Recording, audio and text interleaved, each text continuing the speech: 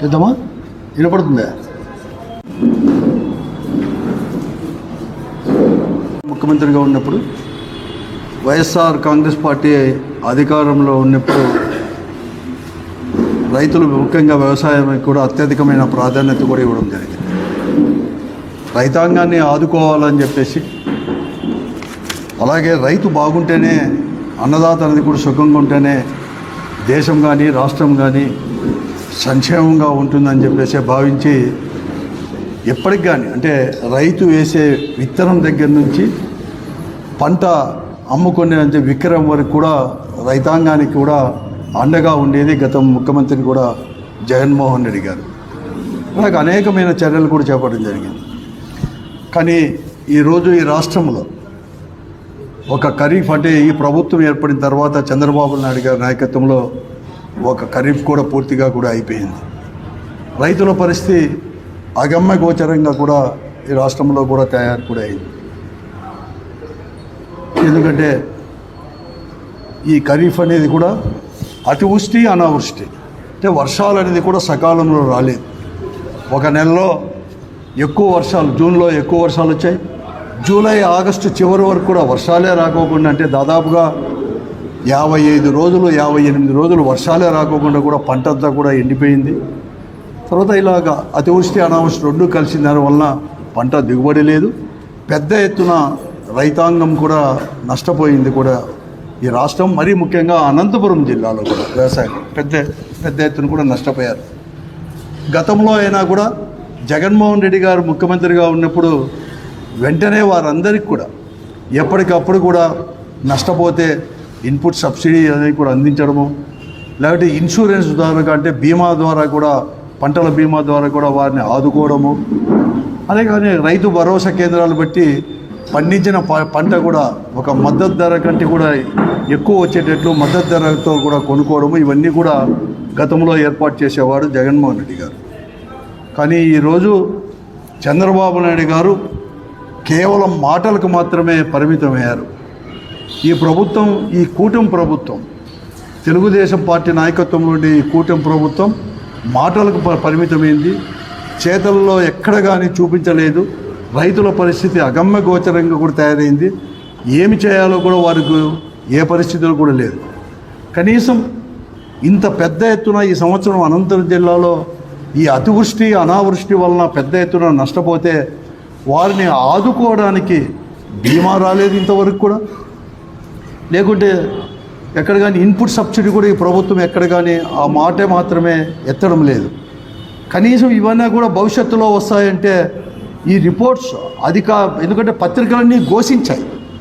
ప్రతి ఒక్కటి electronic media తీసుకోండి, పత్రికలు కానీ రాశాయి, పెద్ద ఎత్తున రాశాయి. వర్షాలు వచ్చినప్పుడు ఎక్కువ వచ్చినప్పుడు ఎలా నష్టపోయారు, వర్షాలు రాక ఎలా నష్టపోయారు, అకాలంలో కూడా వర్షాల వల్ల కూడా ఎంత నష్టపోయారని చెప్పి ఇంత పెద్ద ఎత్తున పత్రికల ద్వారా ప్రభుత్వానికి తెలియజేసినా కూడా రిపోర్ట్లు అధికారులు ఎందుకు అలా చేశారో తెలియదు. కానీ వాస్తవ పరిస్థితుల్లో భిన్నంగా ఈరోజు రిపోర్ట్లు కూడా ప్రభుత్వానికి పంపించడం జరిగింది. ఈ జిల్లాలో ఉమ్మడి అనంతపురం జిల్లాలో 63 మండలాలు ఉంటే కేవలం 17 మండలాలు మాత్రమే కరువు జిల్లాలుగా ప్రకటించాయి. అనంతపురం జిల్లాలో 7 మండలాలు, సత్యసాయి జిల్లాలో 10 మండలాలు కూడా. అదైనా కానీ పొద్దుపడి నష్టం కానీ ఈ మండలాల్లోనే అంటే అనంతపురం జిల్లాలో 17,60,00,000 రూపాయలు మాత్రమే నష్టం వచ్చిందని, అది ఈ 7 మండలాల్లో. ఒక మండలంలోనే 5 కోట్లు, మళ్ళా ఈ 17,60,00,000 కూడా. అవతల సత్యసాయిలో కూడా 10 మండలాలకు కలిసి 24-25 కోట్లు మాత్రమే నష్టం వచ్చింది. రిపోర్ట్లు పంపించిన దానివల్ల పూర్తిగా కూడా అర్థమవుతూ ఉంది. ఇన్సూరెన్స్ రాతే బీమా రాదు, ప్రభుత్వం ఇన్పుట్ సబ్సిడీ ఇచ్చేది కూడా లేదు పరిస్థితి కూడా ఈరోజు కూడా ఉంది. గతంలో అయినా జగన్మోహన్ గారు ముఖ్యమంత్రిగా ఉన్నప్పుడు ఒక రైతు భరోసా కింద 13,500 రూపాయలు ప్రతి సంవత్సరం కూడా ఖరీఫ్ లోపలే 3 విడతల్లో ఆ రోజు రైతుకు అనేది కూడా ఇచ్చేవాడు, చెల్లించేవాడు. దాదాపు ఒక అనంతపురం జిల్లాలోనే 1,900 కోట్ల రూపాయలు 5 సంవత్సరాల్లో ఒక రైతు 13,500 రూపాయలకి ఇచ్చింది. రాష్ట్రం కాదు, అనంతపురం జిల్లాలో. కానీ ఈరోజు ఈ ప్రభుత్వం ఎన్నికల హామీలో మేము ఇస్తాం 20,000 ఇస్తాం, 13,500 కాదు 20,000 ఇస్తామని చెప్పారు. 5 నెలలు గడిచిపోయింది. ఇంకా 10 రోజులు పోతే 6వ నెల కూడా పూర్తిగా అవుతూ ఉంది. పెద్ద ఎత్తున నష్టపోయాడు రైతు. వాని పరిస్థితి చాలా అగమ్య గోచరంగా ఉంది. ఏం చేయాలి ఏం కథ కూడా అర్థం కాలేని పరిస్థితి కూడా ఈరోజు కూడా ఉంది. కానీ వారిని ఆదుకోవడం ఇంతవరకు 20,000 ఎక్కడగానే లేదు. ఆ ఊసే ఎత్తడం లేదు. ఈ ప్రభుత్వం ఇస్తామని కానీ ఈ సంవత్సరం ఇవ్వమని కానీ ఏది కానీ చెప్పుకోకుండా కేవలం మాటలతో సరిపుచ్చుతూ ఉంది. కేవలం జగన్మోహన్ రెడ్డి గారి యొక్క నామాన్ని కూడా ఎప్పుడు కానీ చెప్పుకుంటూ దాటవేసే ధోరణిలోనే ఈరోజు ప్రభుత్వం పోతుంది. కానీ ఎక్కడ కానీ ఇవ్వలేని పరిస్థితి కూడా ఈరోజు కూడా కనపడతా ఉంది. పేరు మాత్రం ఆర్భాటంగా ఆ రోజు ముఖ్యమంత్రి జగన్మోహన్ రెడ్డి గారు రైతు భరోసా, ఒక భరోసా మీకు ఒక పెట్టుబడి సాయం కింద 13,500 రూపాయలు ప్రతి రైతుకి ఇస్తే, ఏ పంట వేసుకొని ఇస్తే 20,000 ఇస్తామని చెప్పేసి పేరేమో అన్నదాత సుఖీభవ. వాళ్ళు సుఖంగా ఉండడానికి అధికారంలోకి వచ్చేసి అనుభవించడానికి మాత్రమే వచ్చింది. ఆ స్లోగన్ సరిపోయింది. కానీ ఈరోజు ఒక్క పైసా కూడా ఇవ్వలేదు. 5 సంవత్సరాలు ముఖ్యమంత్రిగా జగన్మోహన్ రెడ్డి గారు ఇస్తే ఇలా 5 నెలలు అయిపోయింది. 6వ నెలలు కూడా పూర్తి అవుతుంది, ఇంతవరకు ఇవ్వలేదు. ఖరీఫ్ కూడా పూర్తి కూడా అయిపోయింది. అక్టోబర్ లాస్ట్కే కూడా ఖరీఫ్ అయిపోయింది, నవంబర్ 10-15 తేదీలోగా. కానీ ఇంతవరకు కూడా ఇవ్వలేదు. పోతే పోయిన అరకొర పండినాయి, నష్టమో పాడో కానీ అరకొరకు కూడా పండినాయి. వరి కావచ్చు, అంటే వడ్లు కావచ్చు, వేరుశనగ కానీ, అలాగే మొక్కజొన్న, ఇతర పంటలు, వీటితో పాటు అరటి, ఇవన్నీ కూడా ఏదో కష్టపడి పండించినాడు. ఆ ఉండినేటివైనా కూడా అమ్ముకుందామంటే మార్కెట్లో ధర లేదు. ఎక్కడికి కొనేవాడే లేడు. ఈరోజు వరి, వేరుశనగ కళల్లో వేసుకున్నారు, రోడ్లలో వేసుకున్నారు. వరి అయితే ఈ తుఫాను అవి కూడా అక్కడక్కడ వచ్చేసి మొలకలు కూడా ఎత్తుతూ ఉన్నాయి. చలి ప్రారంభమైంది, కళాల్లో పండుకోలేకపోతున్నాడు. రోడ్లలో రాత్రి అంతా కూడా మేల్కొని కూడా పండుకోలేకుండా ఈరోజు కూడా కూర్చునే పరిస్థితి రైతులకు కూడా ఉంది. అమ్ముకుందామంటే కొనేవాడు లేడు. వ్యాపారస్తులు అందరూ కూడా ఒకటయ్యారు. నియంత్రణ లేదు వ్యాపారస్తులపైన, మిల్లర్లపైన కానీ ఎవరిపైన కూడా ఈ రాష్ట్రంలో నియంత్రణ లేకుండా పోయింది. వారిదే ఇష్టారాజ్యం అయిపోయింది. ధరలు నియంత్రిస్తున్నారు వ్యాపారస్తులే, కొనేవాడే లేదు. మద్దతు ధర ఏమో చాలా ఆర్భాటంగా కూడా ఖరీఫ్ ప్రారంభకానికి ముందే కేంద్ర ప్రభుత్వం కావచ్చు, రాష్ట్ర ప్రభుత్వం కూడా మేము గత ప్రభుత్వం కంటే ఇట్లా ఇదే మాటలే నేను విన్నాను. వ్యవసాయ మంత్రి కావచ్చు, లేకుంటే సివిల్ సప్లైస్ మినిస్టర్ కానీ, ముఖ్యమంత్రిగా చంద్రబాబు నాయుడు కానీ ఆర్భాటంగా ప్రకటించారు. మద్దతు ధర అనేది కూడా ఆమెంతా కూడా వరికి, వేరుశనగకు, మొక్కజొన్నకు, కందులకు, రాగులకు పెద్ద ఎత్తున పండించినారు. గతంలో కంటే కూడా ఎక్కువ చేశారు, నేను కాదనం లేదు. 100-150 రూపాయలు క్వింటాలకు కూడా పెంచారు. కానీ చేతుల్లో మాత్రం చూపించలేకపోయారు. ఈరోజు మద్దతు ధర కంటే కూడా మార్కెట్లో కొనే పరిస్థితి, అమ్మే పరిస్థితి రైతుకు ఉంటే దొరకడం లేదు. ఇదే జగన్మోహన్ రెడ్డి గారు ముఖ్యమంత్రి కూడా 3,000 కోట్ల రూపాయలు దీనికంతా కూడా కొనేదానికి కూడా ఇస్తే, సంవత్సరానికి ఇంకా అవసరం వస్తే కూడా 1,000 కోట్ల రూపాయలు కూడా ఒక సీజన్లో కూడా ఇవ్వడం కూడా జరిగింది. కొన్నారు. కానీ ఈరోజు ఎవరు కానీ ఇంతవరకు కొనే పరిస్థితి లేదు. ఈ పొద్దు ధాన్యం అయితే వరి, వడ్లు మద్దతు ధర ఏమో చాలా పెద్ద ఎత్తున ఆర్భాటంగా 2,300 అని, ఏ గ్రేడు 2,320 అని చెప్పేసి ప్రకటించినారు. మద్దతు ధరే ఇంత కూడా ప్రకటించారు. కానీ ఈరోజు మార్కెట్లో కేవలం 1,950 నుంచి 2,050 వరకు మాత్రమే మద్దతు ధరలు అనేది కూడా ఉంది. ఎక్కడైనా కానీ పదమనండి, కనేకలకు పోదాం, బొమ్మనాలకు పోదాం, విడపకలకు పోదాం, నార్పలకు పోదాం, అనంతపురం రూరల్కి పోదాం, రాప్తాడుకు పోదాం, నీ ఇష్టం. వడ్లు కొనేవాడే లేడు. కళాల్లో ఉన్నాయి, మొలకలు వస్తున్నాయి, పేపర్లో పెద్ద ఎత్తున వస్తున్నాయి. వర్షాలు పడుతుంటే కొట్టుకొని పోతాయని మద్దతు ధర 2,300, 2,320 రూపాయలు అని చెప్పి ఈ పొద్దు 1,950 రూపాయలకు, 2,050 రూపాయలకు మాత్రమే మార్కెట్లో ఉంటే ఎవరికైనా కొనేవారే లేడు. మద్దతు ధర ఇచ్చేసి మేము కొంటామని లేదు. ఆయనేమో civil supplies minister Nadendla Manohar గారు 37 లక్షల మెట్రిక్ టన్నులు మేము కొంటాం, ఏం భయం లేదని చెప్పాడు. ఒక సెల్ ఫోన్లో ఒక రైతు హాయ్ అని చెప్పేసి మెసేజ్ పెడితే చాలు వాలిపోతాం, కొంటామని చెప్పి 37 లక్షల మెట్రిక్ టన్నులు ఆర్భాటంగా అక్టోబర్లో కాకినాడలోనే ప్రకటించాడు. మేమంతా పట్టుకుంటాం, మిల్లర్లను కంట్రోల్ చేస్తాం, గతంలో మిల్లర్లంతా కూడా ఒకటారు అని చెప్పినోళ్ళు ఈరోజు 37 లక్షల మెట్రిక్ టన్నులు సేకరించామని చెప్పేసి బయట మార్కెట్లోకి వచ్చేసి 45 రోజులు అవుతూ ఉన్నాయి. వరి ఇవన్నీ వడ్లు అన్నీ కూడా ఈరోజు కేవలం 4.5 లక్షల మెట్రిక్ టన్నులు మాత్రమే సేకరించినారు తప్ప ఎప్పుడు సేకరిస్తారు? రైతులంతా అమ్ముకున్నాక సేకరిస్తారా?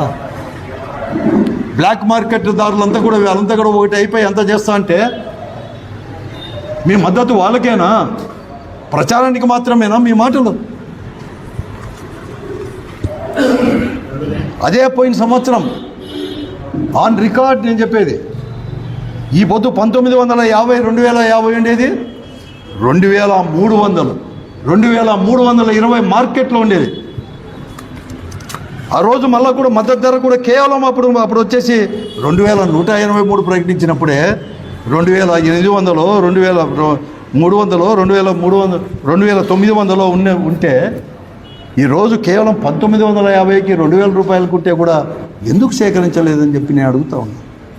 ఎవరి కోసం ఈ ప్రభుత్వం? రైతుల కోసమా లేకపోతే వ్యాపారస్తుల కోసమా ఉండేది? అలాగే ఈరోజు కూడా అయితే మొక్కజొన్న కూడా అంతే. మీరు మద్దతు ధర ఏమో ప్రకటించారు 2225 రూపాయలని.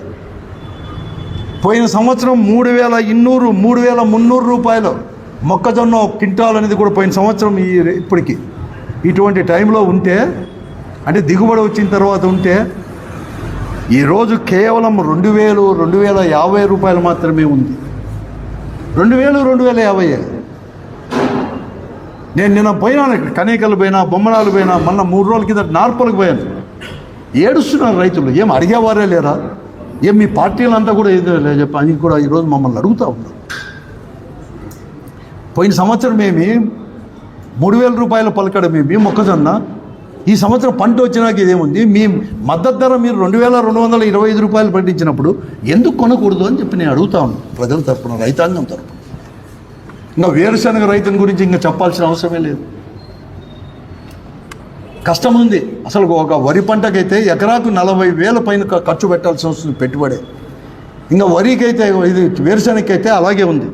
మద్దతు ధర ఏమో ప్రకటించినారు 6000 క్వింటాలు వచ్చేసి 6783, అంటే 45 కేజీలు వచ్చేసి 3052 రూపాయలు మద్దతు ధర ప్రకటించినారు.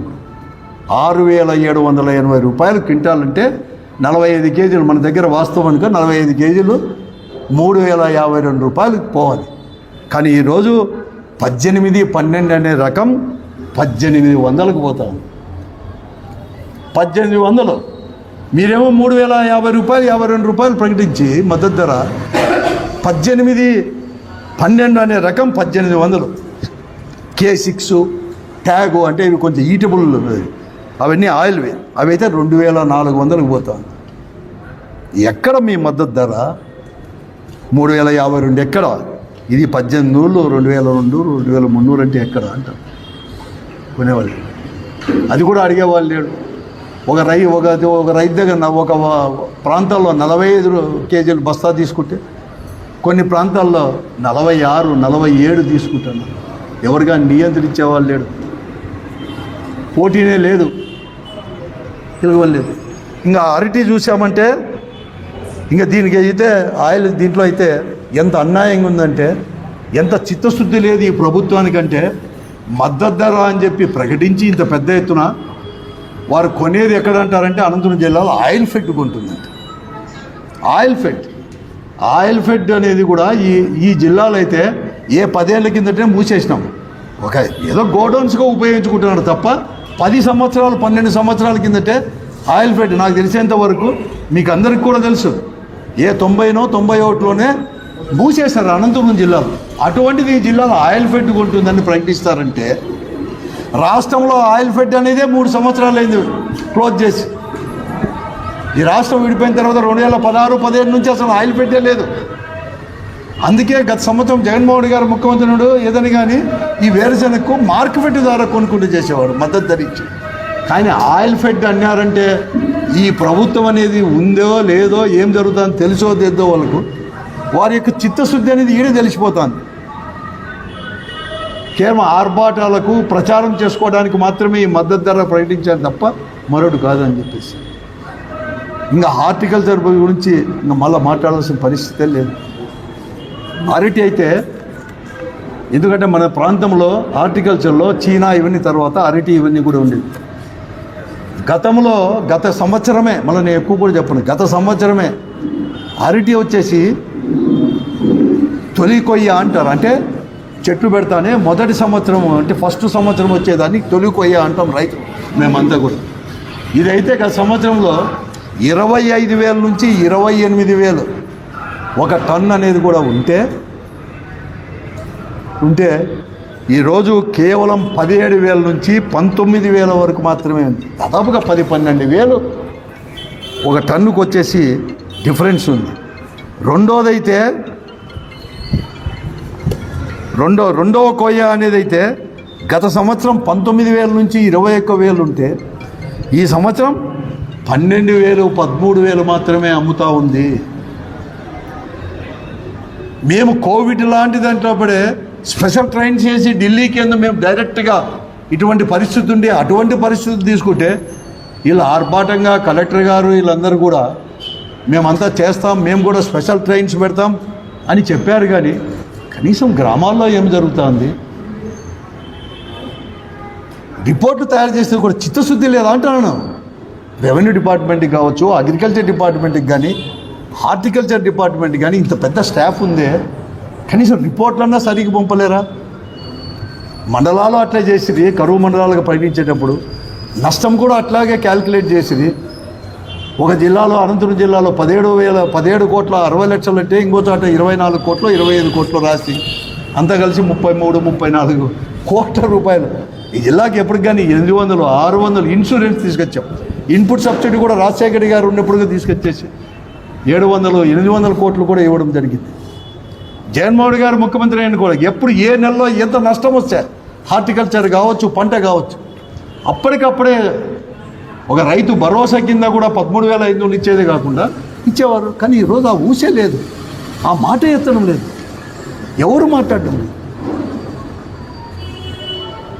అసలు ఎవరితో ఫైట్ చేయాలి? అసలు రైతు కూడా పరిస్థితి ఏముంది? ఎవరిని అడగాలి?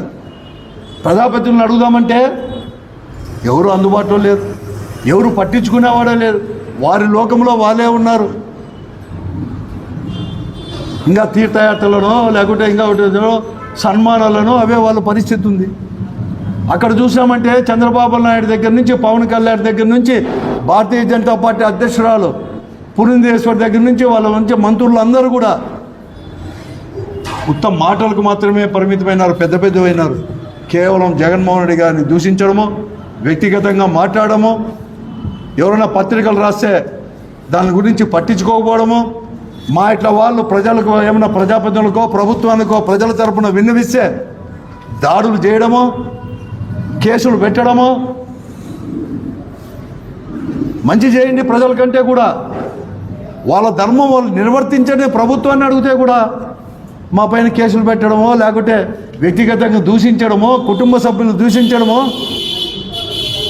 ఆపాదించడమో ఇది జరుగుతుంది తప్ప ఓట్లేసి గద్దెనెక్కిన వాళ్ళు ఈ రాష్ట్ర ప్రజల్లో, రైతాంగంలో మాత్రం ఎక్కడికైనా ఆదుకోవాలనేం లేదు. అంతెందుకు రైతులు కొనే ఫర్టిలైజర్స్, పెస్టిసైడ్స్, పిచికారి మందులు ఎంత బ్లాక్ మార్కెట్లో అండి, ఎంత పెద్దగా ప్రకటించారు రేట్లు. గవర్నమెంట్ ధరకి ఇంతకంటే ఎక్కువ అమ్మకూడదని 28 కావచ్చు, యూరియా కావచ్చు, అమ్మోనియం సల్ఫేట్ కానీ, పొటాష్ కానీ, రెడ్ పొటాష్, ఇవన్నీ కూడా వైట్ పొటాష్, వేప చెక్క, ఏదైనా కానీ ఎంత మార్కెట్లో 265 రూపాయలకు అమ్మాల్సిన యూరియా ధర, కేంద్ర ప్రభుత్వం నిర్ణయించిన ధర ప్రతి బస్తా కూడా ఈరోజు ఎంత అమ్ముతుందో తెలుసా? 330 రూపాయల నుంచి 340 రూపాయలు, అంటే దాదాపుగా 65 నుంచి 70 రూపాయలకి ఎక్కువ అమ్ముతారు. నీ ఇష్టం వచ్చింది తీసుకో, 28, 13, 14, 13x13x14 కానీ నీ ఇష్టం వచ్చింది. Potash, DAP, urea, ammonium sulphate ఏదైనా తీసుకోండి. ఒక్కొక్క బస్తాకు 45 కేజీల బస్తాకు 40 రూపాయల నుంచి 80 రూపాయల వరకు కూడా అమ్ముతున్నారు. ఇదే అనంతపురంలోనే ఒక షాపులో ఒక రేటు ఉంటే ఇంకో షాపులో 10-15 రూపాయలు డిఫరెన్స్ ఎక్కువ అమ్మేది కూడా. కళ్యాణదుర్గలో రేటు, రాయదుర్గలో రేటు, కనేకల్లో రేటు, రాప్తాల్లో ఒకటి, అట్లా హిందూపూర్లో రేటు, పెనుగొండ, ధర్మారం ఒక్కొక్కరికో రేటు 10 రూపాయలు, అంతా 40 నుంచి 80 రూపాయలు రేటు. ఇంకా ఒక లీటర్ పిచికారి మందు అయితే ఇవన్నీ కూడా ఈ పిచికారి మందులు అన్నీ కూడా అసలు మార్కెట్ ఎప్పుడూ అమ్మకూడదు. అన్నీ బయో ప్రోడక్ట్స్ అన్నారు. నియంత్రణ లేదు. బయో ప్రోడక్ట్స్ అమ్ముతా ఉన్నారు. అమ్మనే అమ్మకూడదు. పొద్దుపైన పిచికారి మందు అన్న ఏదన్నా రేట్ అన్నారంటే ఎంత అద్మానంగా అమ్ముతున్నారంటే ఒక్కొక్క దానిపైన ఒక లీటర్ పైన 100 రూపాయల నుంచి 500 రూపాయలకి. ఇది ఆన్ రికార్డ్. మేము ప్రూవ్ చేస్తాం కావాలంటే ఎక్కడ ఒక షాప్ అని అన్ని దగ్గర 100 నుంచి 500 రూపాయల వరకు ఎక్కువ అమ్ముతున్నారు. అడిగేవాడు లేడు. అగ్రికల్చర్ డిపార్ట్మెంట్ అధికారులు కానీ ఎవరు లేదు. అప్పుడైనా ఇవన్నీ కూడా రైతు భరోసా కేంద్రాలు పెట్టి ఇవన్నీ ఫర్టిలైజర్స్ ఇవన్నీ కూడా మేము ఇచ్చేవాళ్ళం. అంటే దాని కాంపిటీషన్ కాబట్టి వీళ్ళు అదే రేట్లకే ఇచ్చేవాళ్ళు. కానీ ఈరోజు రైతు భరోసా కేంద్రాలు మూసేశారు. కేవలం జగన్మోహన్ రెడ్డి గారి పైన ఉన్న అక్కస్తోనో ఎవరిపైన, జగన్మోహన్ రెడ్డి గారి కంటే నష్టం రైతాంగానికి. ఈ పొద్దు అమ్ముతా ఉన్నారు. విజిలెన్స్ డిపార్ట్మెంట్ లేదు. ఈ ఫర్టిలైజర్ షాప్ పైన షాపులతో డబ్బులు తీసుకొని విజిలెన్స్ వాళ్ళు, ఫర్టిలైజర్ అగ్రికల్చర్ డిపార్ట్మెంట్ ఏడీలు, ఏఈలు వాళ్ళు ఇష్టానుసారం అమ్ముతా ఉంటే ఒక్కడు కూడా అడిగేవాడు లేడు. ఒక ప్రజాప్రతినిధి అడిగేవాళ్ళు లేడు. ప్రభుత్వం అనేది అవన్నీ ఏం పట్టించుకోలేదు. కేవలం మాటలకు మాత్రమే చంద్రబాబు నాయుడు గారు దిన్నం లేస్తానే వారికి కావాల్సిన పత్రికలో రాపించుకోవడమో, ఈ ప్రభుత్వాన్ని గత ప్రభుత్వాన్ని మాట్లాడమో, ప్రజలను డైవర్ట్ చేయడమో, దాటవేసేదైనా సమస్యలు దాటవేసే దాంట్లో దూరంలోనే పోతాను తప్ప నిజంగా ప్రజలకు మేలు జరగాలనేది ఎక్కడ కానీ లేదు. ఈరోజు వాళ్ళు చెప్తా ఉన్నారు, అగ్రికల్చర్ డిపార్ట్మెంట్ వాళ్ళు కావచ్చు, ప్రతి ఏ డిపార్ట్మెంట్ అయినా కూడా మమ్మల్ని ఇక్కడ పోస్టింగ్ చేసినారంటే ప్రస్తుత ప్రజాప్రతినిధుల్లో ఉండే వాళ్ళకి అందరికీ కూడా మేము అంతో తునమో పనమో చెల్లించుకొని వచ్చిన వాళ్ళం, మాకు కావాలి కదా అని చెప్పేసి ఇష్టానుసారం రేట్లు అనేది కూడా పెంచుతూ ఉంటే అడిగేవాడు ఎవరు కానీ లేదు.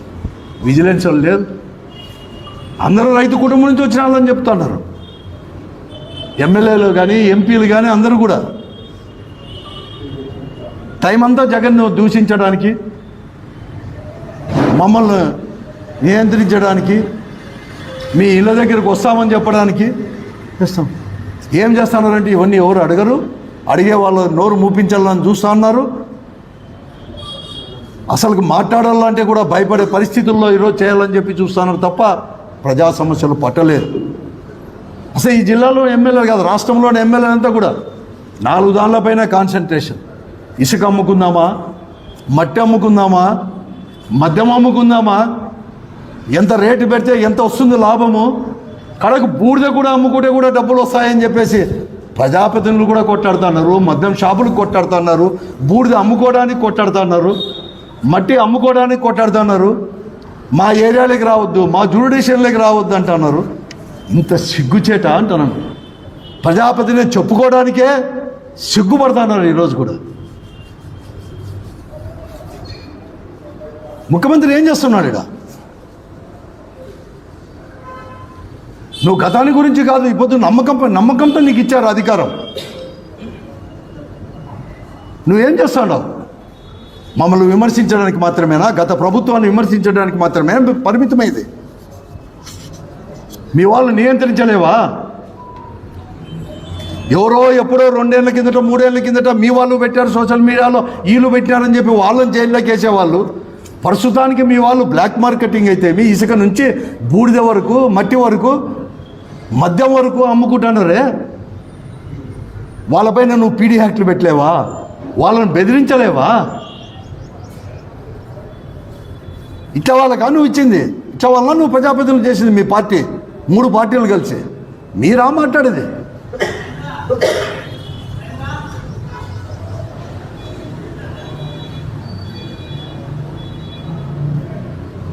రండి, నేను ఇప్పుడు చూపిస్తాను అన్నీ. ఫర్టిలైజర్ షాప్ కానీ అంతా కూడా ఎట్లా వ్యాపారస్తులు ఎట్లా బ్లాక్ మార్కెట్లో అమ్ముకుంటున్నారు.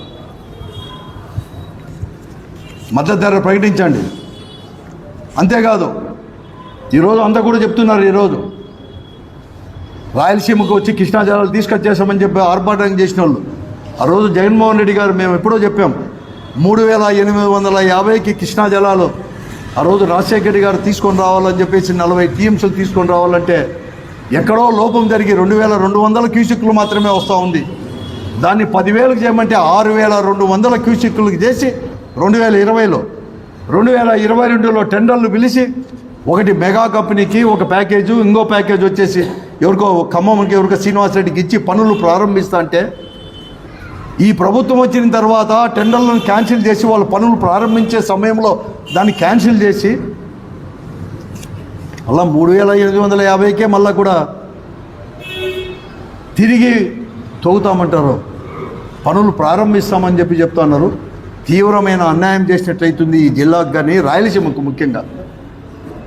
ఉదికేమో పోలవరం పూర్తి చేస్తాం, దాని ఆబ్జెక్టివ్ ఏదైతే పోలవరం వల్ల అక్కడ ఆ నీళ్ళన్నీ కూడా గోదావరి జిల్లాకు ఆ ప్రాంతానికి ఇచ్చి ఆ ప్రాంతానికి పోయేది నాగార్జున సాగర్ పోయే నీళ్లు మనకిస్తామని చెప్పి రాయలసీమ ఇస్తామనే వాళ్ళు 3850 కాదు, రాయలసీమ ప్రజలు రైతాంగం యొక్క దృష్టిలో పెట్టుకొని తాగునీరు సాగును దృష్టిలో పెట్టుకొని చేస్తే 10,000 చేయండి, లేకపోతే 6200 క్యూసెక్లైనా చేయాలని ఈరోజు డిఆర్సీ మీటింగ్లో కూడా జరుగుతూ ఉంది. కాబట్టి తీర్మానం చేసి ప్రభుత్వంతో ఒప్పించి ముఖ్యమంత్రిని ఒప్పించి ఆయన కూడా రాయలసీమ వాసే కాబట్టి తీసుకొని రావాలని చెప్పేసి మేము డిమాండ్ కూడా నేను చేస్తా ఉన్న ప్రజల తరపున నేను కోరుతా ఉన్నాను. ఒక రైతుగా, ఈ జిల్లా వాసిగా, రాయలసీమ వాసిగా కూడా నేను కోరుతా ఉన్నాను.